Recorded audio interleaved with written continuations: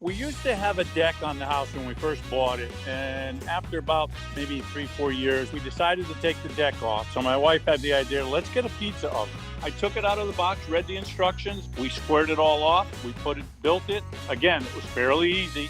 Every year we usually bring about, I don't know, maybe 10 friends that come over, and we've had competitions where we have the guys, everybody brings their own secret ingredients, and we draft it up where the wives would then have to rate the pizzas. This year, the wives had to make the pizzas and the husbands had to do the judging. Before COVID hit, we would probably, every other weekend, we'd have a party here. I mean, you could tell it's good when friends of ours call us up and we ask them if they want to go out for dinner, and they say, well, can we come over and make pizza?